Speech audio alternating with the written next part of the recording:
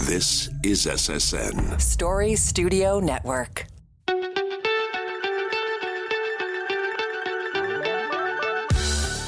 Hi, I'm Dean Gation, and this is the Powerful Connections podcast. For over 40 years, I've been involved in planning and building high-voltage projects.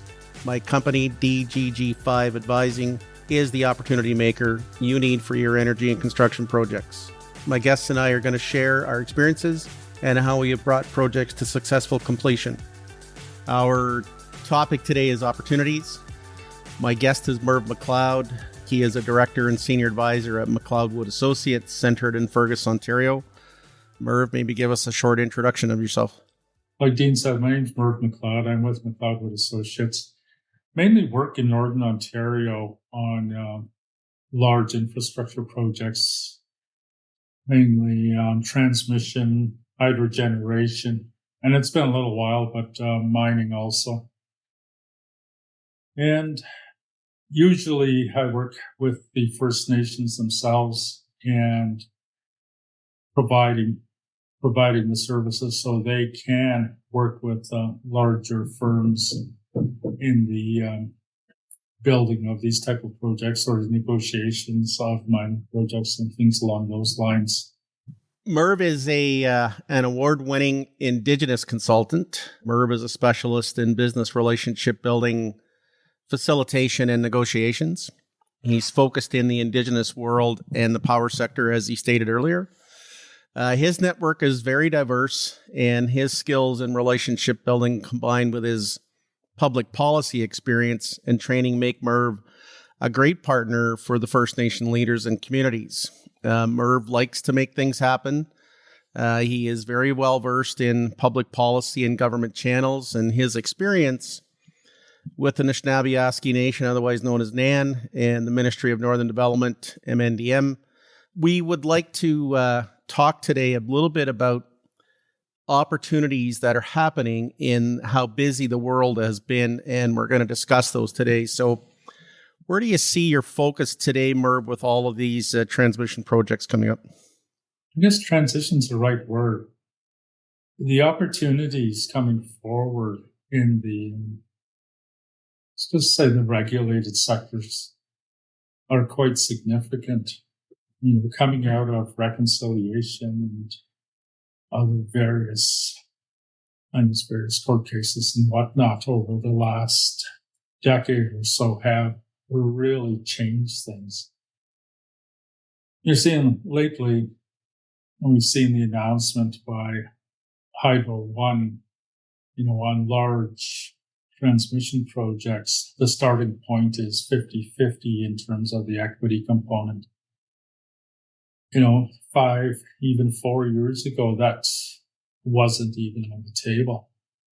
Or there was the odd one here and there. But now it's a starting point. And it's significant in the sense that it signals that for large projects to happen, there needs to be significant Indigenous participation to make that happen. And what's driving it from the Indigenous side is there is a real need to be part of the economic sector. First Nations have not been a significant part of the economy in Canada. And there is a lot of structural reasons for that. But as those structural reasons, such as access to money, access to equity, access, is changing things. And the skills and capacity of First Nations are growing too. That seems to be growing a little bit slower. I think that's the biggest change. And we see it in the news, First Nations buying part of the pipeline out west. They're part of the transmission line with Hydro One building, the Wate line, a significant transmission line going north, which is 51% owned with Fortis, with a transfer process in place. And we look at Five Nations Energy, which is 100% owned transmission line by First Nations on the coast of James Bay.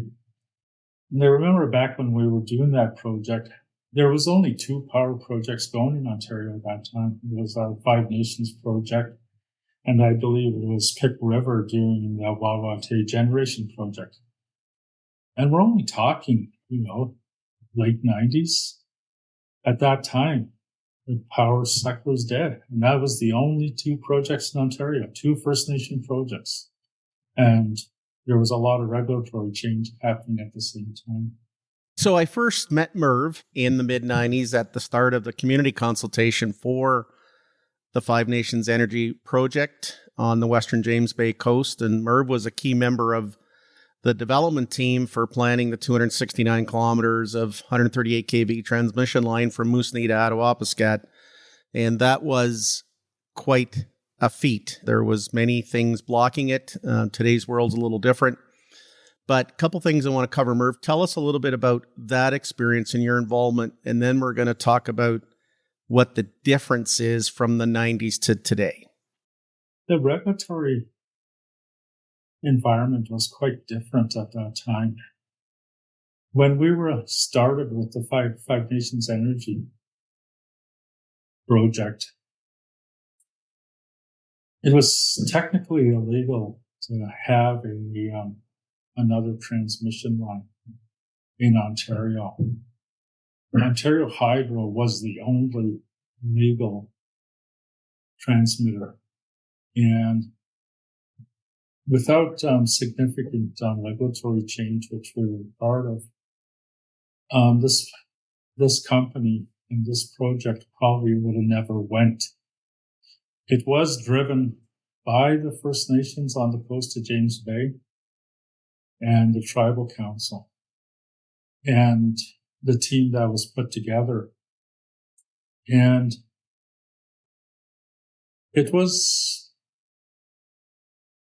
I put a lot of no's, a lot of failures, but we just kept pushing at it. And eventually we got through and we made this happen.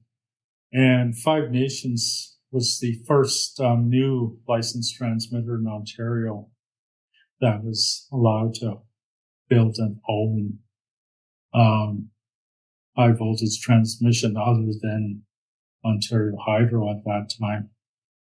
So that was a significant start of change for transmission in Ontario. And now I don't even know how many licensed transmitters there are. And there are First Nation transmitters with their partners here and there. And also now with Hydro One coming online with their number of significant upgrades, we'll also have a number of significant Indigenous partners with that to make that happen.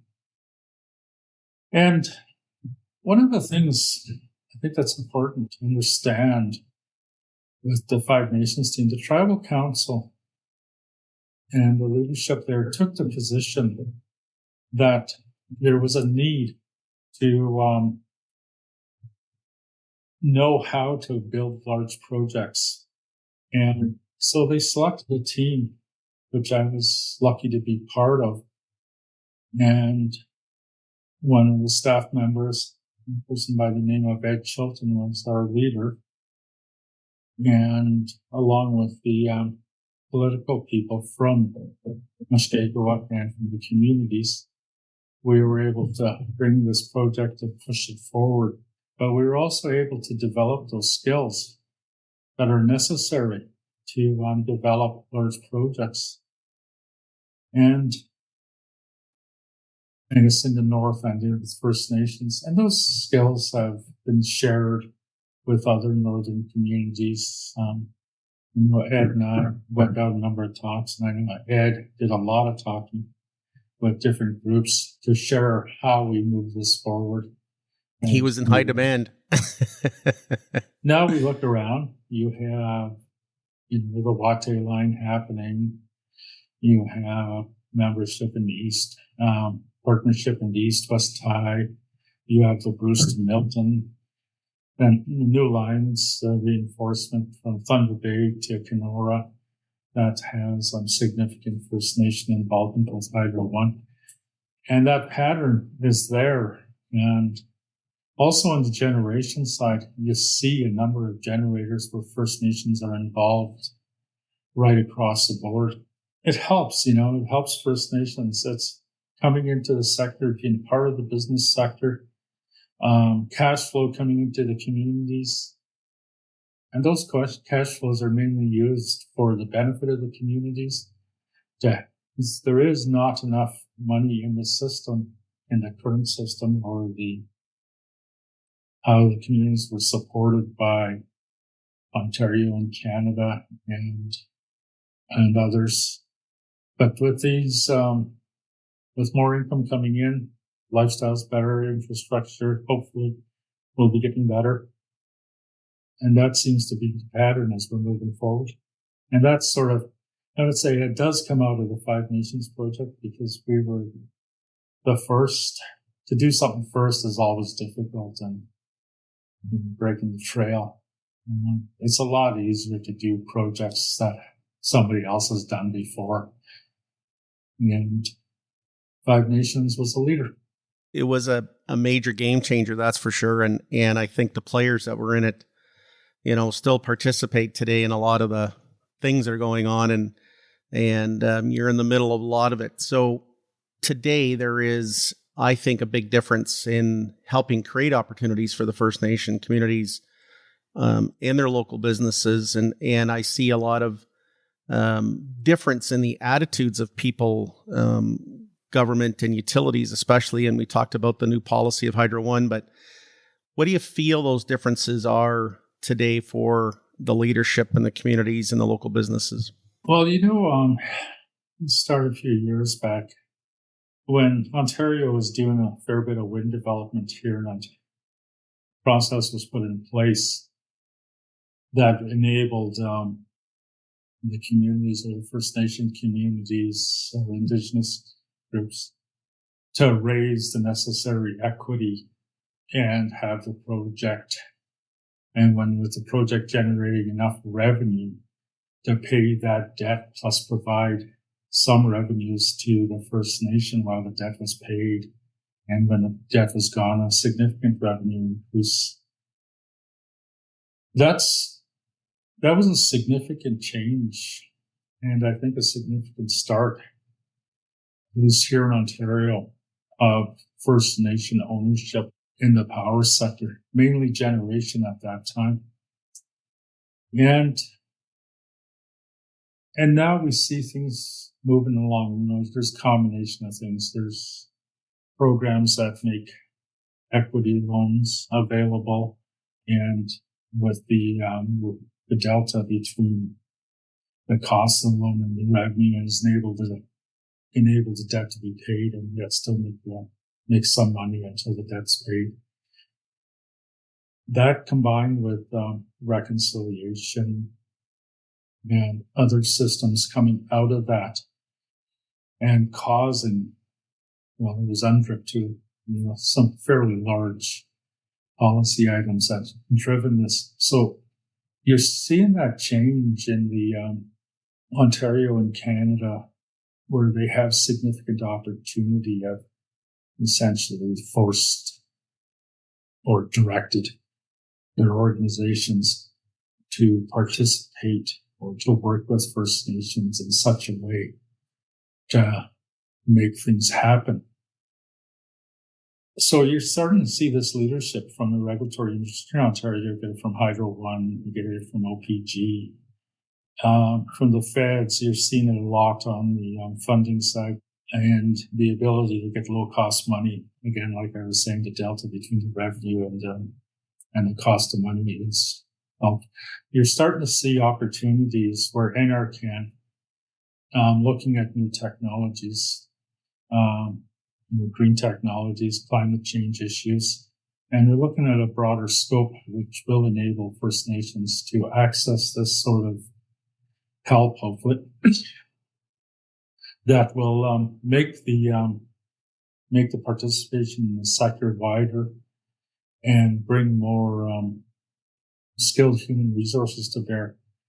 And I believe that's right now, we as First Nations are still developing, the workforce still developing the skills necessary to participate in a large way. Like you're seeing, successful projects here and there will have significant First Nations But, I don't know if it's true, but I suspect it is. The amount of successful participation by First Nations is reflective of the human capacity the First Nation has to participate. And as the human capacity increases, I can see the participation growing and growing faster. And there is a lot of catch up because First Nations generally in Ontario and probably Canada also are not part of the private economic sector. And the skills necessary to operate in the private economic sector are just in the process of being developed. And there's a lot of reasons for not that happening, whether it's residential schools, having to leave home to go to high school, people going to school and they're looking to fix their communities and tend to end up being in what they see on a day-to-day basis as social issues, legal issues, and whatnot. So we're starting to see a lot of lawyers, starting to see a lot of people on the social side. There has to be some discussion, I guess, for young people to move into the technical side, whether it's engineering, the workforce, even down to construction project managers. These are stuff we need to build the sector, to make it happen, and to make it better for the communities. In all of the projects that I've been involved in, you've been involved in, the customer or the owner really drives these opportunities and these outcomes. And the big discussion that we've always had is around economic development. And in all of the discussions I'm having, 3 words keep coming up: clarity, capacity, and certainty. And I feel that in these items of opportunity, of whether it's forest management programs, right-of-way clearing, surveying, camp services, project management, skills, subcontracted items, fuel, helicopters, all those things, I do feel there are things that are happening. So what do you feel are the changes in today's world for the First Nations, for these opportunities to provide services? I'm just coming off a project like that. Certainty it's interesting in the sense that if you go back 20, 25, 30 years, and you look at mining, for instance, and project certainty was not a given. One of the things that wasn't settled then and still is not settled between First Nations and Ontario in a large way is land and permitting and operations and consultation and things along those lines. Where you see successful projects that have moved forward on the mining side as well as the transmission side. The companies engaged early with impacted communities, whether it's through some sort of agreement, working together, and to make things happen. And in that way, it created a level of certainty for the mining companies so they can move ahead. And you look at the successful projects, and their relationship with the communities is still strong. And you're also seeing a significant amount of opportunities. Just take, for instance, the Detour gold mine, which I worked on for a community quite a few years ago. I was talking to some folks who work there, and what they remember getting started, you go into the cafeteria, and there might be 10, 15, maybe 20 First Nation people eating in there along with, the shift change of say 400 people. And that's 17, 18 years ago. Well, anyway, He said, now when you go into the cafeteria, about half First Nation, half other folks. And that just shows, I think, the importance of the early work of creating the relationship between the company at that time. The company at that time went out, talked to the First Nations, made agreements in place, and cooperators agreements, and cooperated. In a sense, you have that mine has been relatively stable from a political point of view. It works, has high employment rates with First Nations. And, if you're looking at, half of the shift First Nations, that's quite significant. And, the community I worked for is one of the smaller communities. When we started back then, Detour was one of the projects. Peter Sutherland Generating Station was another project. A little bit on the lower Matagami. Those projects were happening all at that time. We went from about 67, 68% unemployment rate in the community. And as we worked through it and working with the community and, doing things like the chief at that time of the community recognized there needed to be something on. These are the little things that I think are important. Recognize that the apprenticeships in Ontario with grade 12, yet there was a significant shortage of graduate students. And I think this might be Ontario-wide or it might be rural, is there's a number of students who have not completed grade 12. They're short a few credits.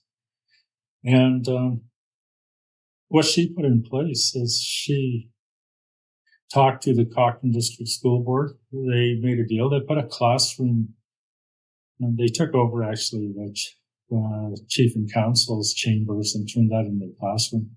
By the time the mine was opening, they were turning out students who completing grade 12, so they were ready to go into apprenticeships, and they were starting to move. And this community has gone from, we were saying, 67, 68% unemployment. And last time I checked a few years ago, it was down to about 16%. And that's including people who cannot work. So significant change, Big significant difference. amount of people in work. And this community is significant in the significant projects got this started. And you're starting to see their name as they're working on other generation projects, looking at transmission projects also. And, that background, those skills, they can move forward. And this community is working well in that way. And there's still a lot of crisis issues in the communities. Most communities have infrastructure issues. The infrastructure gap in Ontario and the communities is significant from what's needed and where it is now. And we're not even talking about meeting growth. We're just talking about trying to meet the current needs. It is quite significant. And that's where like I said earlier, a lot of the monies that the communities are making are going to that. Oh, one other point. The education director for this community, instead of with the projects coming in, the community has also directed a lot of monies toward education. So they're starting to put in a larger number of people through post-secondary and getting those skills that are necessary for participation in growth. So that is significant change from, say, the 90s to now. Some of the things we take for granted in the outside world is things like education. We created a bunch of new apprentices on the Five Nations Energy Project, but one of the things we had to deal with was driver's license. People don't have licensed vehicles or a need for an official driver's license, which causes you the inability to be insured in a licensed vehicle. So anybody that was on the project, we had to get them through the driver's license process to be able to drive one of the pickups. Just, those simple facts and those opportunities are there. So to be able to get driver's license and be insured and so forth, those are, things that people are going to need, especially if you find a community now is driving the employment at Detour Gold, for instance, or Lower Matagami River, or the Peter Sutherland Senior Project. You got to be able to drive there. It's 180 kilometers from Cochrane to Detour Gold if you're not catching one of the buses that's moving shift around. So, all those little things you think about it, but the opportunities are there. And again, the capacity building, but it takes time, but in a short order. Yes, it was 15, 17 years, but think about that generational change, that the opportunity is there for them now to make an income and a living and help support their family and their communities. It's a big deal.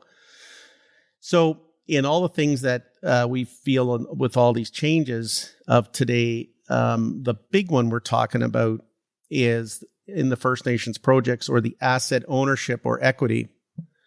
What do you feel are the really big opportunities in transmission for ownership these days? Let's start at the beginning there on the structural issues.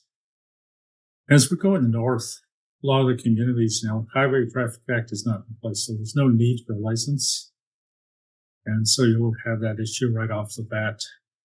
But also with no Highway Traffic Act, there's no vehicle insurance. No licensed highways, no generated highways there. It was all winter road. So until you got to Moosonee.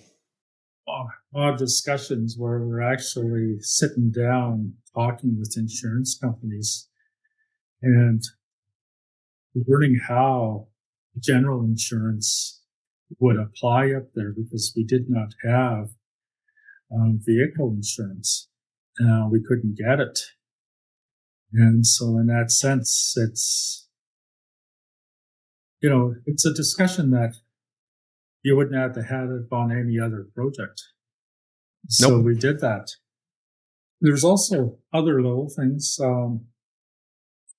in the north, it's changing a little bit, but bank accounts, checks, a lot of companies are now, checks automatically go into bank accounts and they get paid that way. A lot of northern remote people did not have a bank account. There's no bank. We had to do that at Pekanjika. How do you deal with that? So all sorts of little structural issues. Education is a big one. In the remote communities, to get a high school diploma, you had to leave at grade 9, 13, 14 years old. You have to leave home and go live somewhere else. It doesn't do well to support a high rate of graduation. Support is needed. What we take for granted in the South, that extra support, at home support, a home life, all those things that are needed to get through school, it's not there. And on top of that, because the parents and grandparents a lot went through the residential school system, there was no positive view of school. There's a large, significant view of school. So, if it's hard to see something that was so difficult and a tragedy, to support it and to tell kids you have to go to school. You have to get these things to be able to move forward, just because the overall view of school is a negative impact. I'm hoping that's changing as things move forward. But we're still, at least in the north, we're still seeing a lot of kids who have to leave home to go to school, at high school, not when they're a bit older and they go to college and university. They're leaving to go to grade 9. Do you feel the fiber system brought in by Five Nations Energy is helping with distance education to kind of alleviate some of that today with a lot of the online education available? part of the goal was to increase fiber, to be able to bring more information up quickly and to be able to use fiber to better the education systems in the communities. I see systems where, online classrooms, you can bring expertise up, and hopefully that will increase, allow people to see more, to understand more, to do much more before having to leave to go to school or come back. That's sort of my hope and dream. Do you feel that the new approach is helping with employment opportunities? I think so. One of the problems on the Wate line, I worked for 6 communities. We had that approach. There was, we trained some of the people. But when things happened, we had COVID, we had other issues. But from a human resource side, I think that was a significant issue because we just didn't have access. And when the communities were so closed, if people came out for 2 weeks, then they had 2 weeks of isolation. So to go into the project, they were essentially isolated from home while they were working. But when they went home back to the community, then they were isolated in their own house for another 2 weeks. Yeah. So that didn't make for a good work environment. Yeah. So our success on during COVID times was quite low. And we did train people as a subcontractor. The fires, unfortunately, we did burn a lot of fiber up there. Yeah, and on the right-of-way clearing and things along those lines. And we provided some of the training, the fire training that was needed. And so those sorts of things. And we had a good amount of people working. And what I would think is, if we're going on a project like this again, and there will be, is the need to start earlier, especially on the human resource development side. It's how would I put it? Take mining, or even a journeyman electrician, or journeyman lineman. Those are 4 or 5 years. There's a significant amount of prep that has to go before they even enter the apprenticeship process and things along those lines. And those need to be understood. And because when a project starts to move, we as First Nations are generally behind because we don't have yet an established workforce. We don't have journeyman electricians in a wide enough or in a breadth that's wide enough that we don't have the numbers that people see it as a profession. And like you have the journeyman here, you have a substation tech here, there, but people are not seeing those. We need to increase that. We need to have people in the apprenticeship. And when a project happens, our workforce is ready. Right now, that's not true. And I'll go back to the mining example. I mentioned the change, with the early stages, there was very few people. The mine process, you hear about, like we're hearing about Ring of Fire. You hear about it, everybody assumes it's going to happen. But it's not going to happen until there's a decision to mine. And when you look at mine development and the decision to mine by the company, and when a mine opens, let's say it's about 3 years on a larger mine, 2 years on other mines, and you're taking 4 or 5 years to develop a miner, you're already behind the 8 ball when the mine starts construction. And the part of that is we don't have a ready workforce, because we're training for specific projects. Until there's a wider amount of people who have that basic training or basic education and stuff that is necessary to enter, we will continue to be a little bit further behind. And this is, I'm hoping it's changing. I think it is. When a mine opens or a large project happens, we will be our workforces will be ready. And right now they're not, decision to mine, decision to build a large project. That's when training dollars start to flow, and it's late. We did create the line crew ground support here at Sudbury at Cambria, and that was kind of a follow-up to the Powerline Technician course we created back in 2006, and it is having its impact and so forth. But, when you're doing 24 to 48 people a year, it's not giving you the numbers that you need. So, these programs need to expand and be elsewhere. And like you said, the training and the essential training and the skills training and just basic safety awareness, basic skills, pre-apprenticeship stuff, all those things need to start right away and be ongoing forever. So those are good points to make. With the IESO working on creating more relationships with Indigenous communities in their Indigenous sector, and same with Ministry of Energy has an Indigenous Energy Policy Unit, do you see the new opportunities for transmission and generation just growing at a large pace, and how do we sustain them when we get to operations and maintenance? Where do you see these opportunities with the IESO requirements? You have to go back a number of years. ISO has been giving the information out and they've been changing and bettering their programs over the years. And because of the ISO, there is more awareness in First Nations of what can be done in the sector, right? As opposed to, somebody else coming in, somebody else doing this, and the lights go on sort of thing.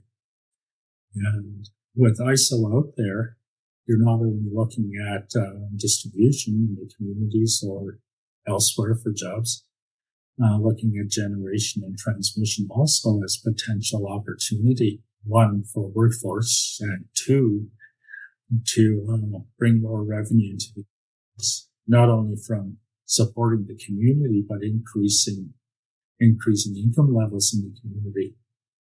And hopefully more money gets spent in the communities and develop those economies a bit more. And with the change on climate change and the change to electricity, we're starting to see that refocus on natural resources that are required for the new economy. And when communities are not ready, there's pushback. Like we see that. We see the communities pushing back on development. A big part of it is they're not ready. Various governments, the First Nation governments, the Ontario government, Canada government, the provincial governments in Germany, they do need to come to some resolution on how they're going to do this, as opposed to Canada or typical constitutional wars. You see it between the province and the provinces in Canada. But First Nations are also a recognized government, so they're part of these constitutional discussions. And without those being resolved in a really good way, what do you see? Court action. And court action slows everything down. Mm-hmm. And, it's still, I don't know what the numbers are, but when I read the news, the First Nations are still winning most of those court actions. There was a young lady that used to work for me, and she's an environmental planner and organizer in a lot of projects, and she's been on the Pekanjikam project and Henvey Inlet, and she's worked Trans Mountain and so forth. And she always comes to me and says, it's amazing how you interact with the communities on the projects and how they quickly become entrenched in the planning. And it's from knowledge, awareness, and detail of the information. And it's astonishing how helpful they are towards the success of the project. And those are the things that we've always found have been very easy to deal with. And we've dealt with them based on where we are. So we've talked a little bit about South versus North, and we've talked about capacity a little bit today. And I'm going to move along up to some of the things that we see that are involved in the communities and the benefits. And, you've always been and are a big advisor in Ontario for many of the First Nation leaders and communities, as well as many tribal councils. And I know you are always talking about the cultural translation between Indigenous and non-Indigenous, and your firm's been involved in many things. And what do you feel our listeners need to hear about what you do and how you help communities to get to the leaders and get to the benefits? How do we get those things going, and where's your biggest impact? Well, one of the things when you look at the communities, the difficulty with what we do on these large infrastructure projects, long lead times, putting in the basis of, I guess, for communities and to support the infrastructure, to support growth and things along those lines. First Nations and First Nation leaderships, with the issues been happening with what's going on, whether it's housing, whether it's education, whether it's health, drug issues, they're all crisis issues. And First Nation leadership are dealing constantly with crisis. And that's what gets most of the attention. Here we're talking sustainable power 10 years down the road. And yet you have a shortage of housing in the community. What gets your attention? Correct. And so the difficulty is there. And the recognition that it needs to be solved is also difficult. The resources that are coming in are going in to deal with the crisis issues and that long-term planning aspect. Especially on the economic development side, which transmission and generation from a First Nation perspective is. Like, it will provide stable electricity, decent cost electricity, all this sort of stuff.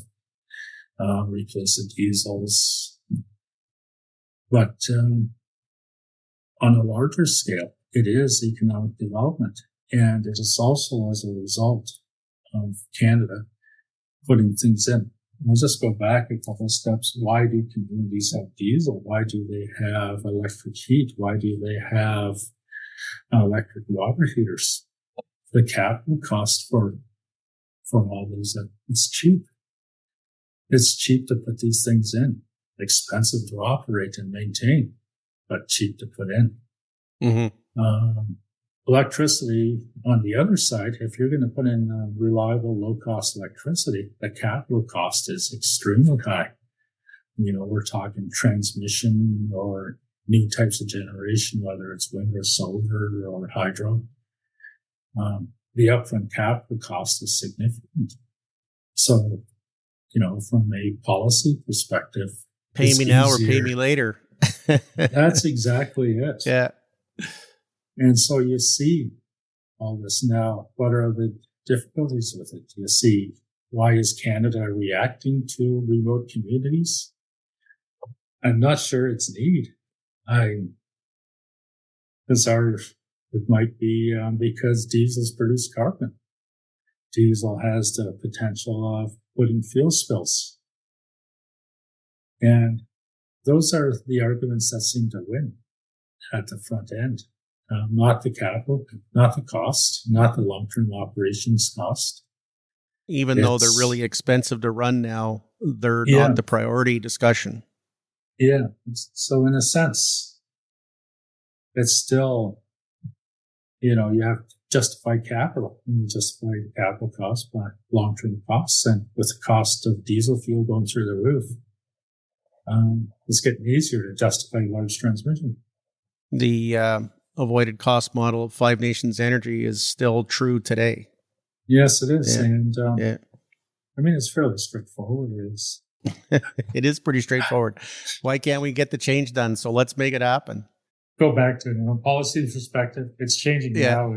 O&M dollars is a different vote from capital dollars. Yeah, True. And how to change O&M dollars to support capital, at least in the First Nation policy side. I see them doing it in justice and building courthouses and other things. But on the First Nation side, it's not there yet. Not quite there. So we're coming up on our time. Been kind of touching on a lot of stuff. This has been an amazing, tremendous discussion. I think it'll open up a lot of eyes to people. And any final real closing remarks that you want to leave people with? I think as we go forward, the First Nations participation more in the private economic sector is going to benefit the communities. You know, up until this point, most where I work anyway, the northern side, is the sector is public. You know, it's government jobs and welfare. And very little real private sector. And the only type of private sector we've seen is, you know, low end bidding. Somebody comes in from the south, brings everything in because it's a cost factor, comes in, gets it built and leaves. It doesn't leave a significant impact on the workforce or trained people in the communities. If we're going to build an economic sector, we need to build the workforce. We need construction managers. We need project managers. And I always remember the First Nation engineers always saying, we need First Nation engineers. Give us 100 First Nation engineers and you will see change. Yep, that's for sure. Merv, thank you very much for joining me today in Powerful Connections. Your insights are tremendous. This is a lot of information to take in. In our next episode, we're going to talk about relationships. It's going to be a special guest, one of my older brothers. We recently retired him out of being the CEO of Waterloo North, but this will be an interesting one, so please tune in.